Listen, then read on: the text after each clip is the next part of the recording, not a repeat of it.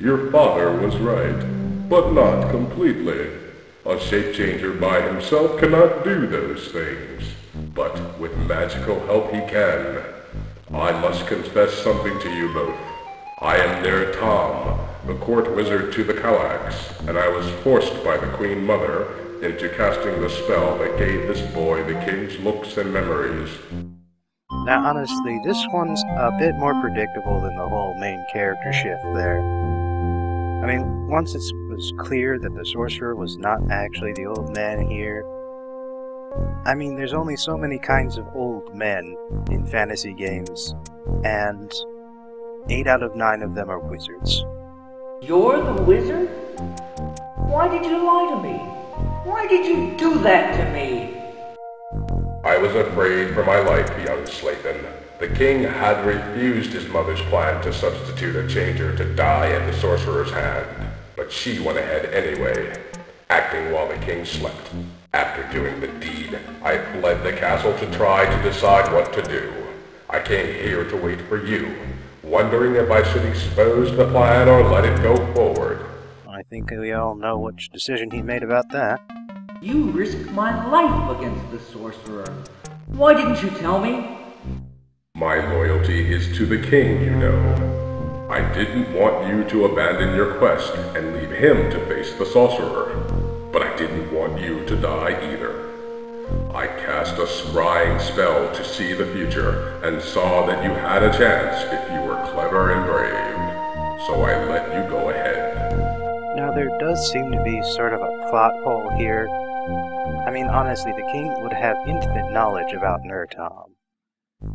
I mean, the man has looked like an elderly, well-bearded guy like that for the past 20 years. So how he didn't recognize him on sight in spite of having that little cloak just go down a bit further. But if you think about it, Nir Tom was also the one who cast the spell, so he might have left a few details out on purpose. Like, what he looks like, what he sounds like. Well, thanks a lot. I could have been killed. Righteous indignation, however, is free of charge. Oh, don't be such a pooh. It all worked out, didn't it? You've defeated the sorcerer and saved my life. Don't be such a poop. Well, I suppose so.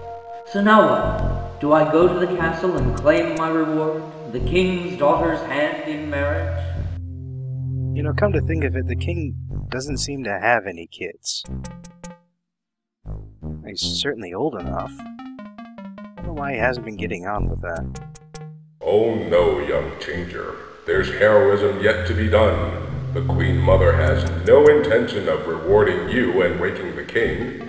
She had hoped you would be killed, and I think she planned to leave the king asleep beneath the castle forever. She's probably killed the queen or put her in the dungeon already.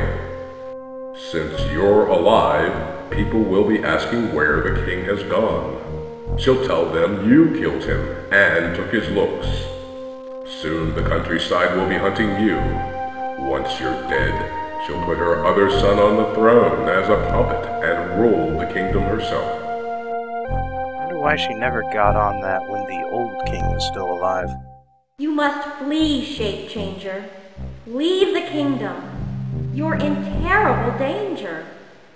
Perhaps I and my father can work to restore the king to the throne. No, this fight is mine as much as yours. I know the king very well, and I know his mother and his wife and how he felt about them.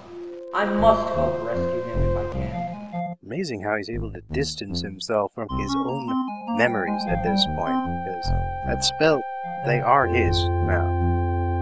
I knew I could count on you. Thank you, young hero. There's little I can do for you now other than give you advice. The king is hidden in the catacombs beneath the castle. His soul lies elsewhere, hidden in the plane of the spirits. Seek out the leaders of the other kingdoms of the land. They will help you on your quest.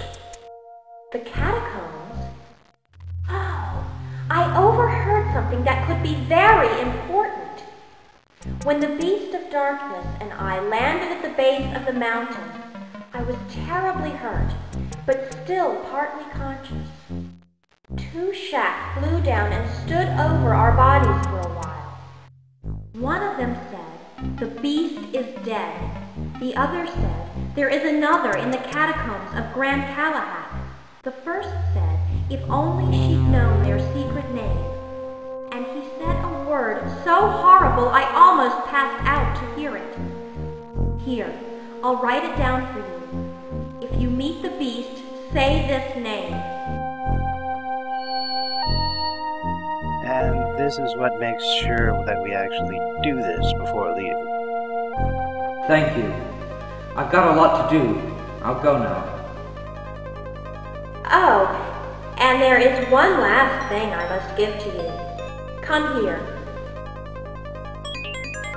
Goodbye, Lainey. Don't worry about me. I'll be all right. I won't. You've got our lucky charm after all. As soon as I can, I'll go to my duchy and muster troops to aid you. We'll move on the castle as soon as possible. And goodbye to you, wizard. You did a terrible thing, but you've made up for it. I hope for your sake that I can save the king. Good luck, young man. I have faith in you. Seems like I should be going as well. Well, till next time, this has been Bob and Threadbare, signing off.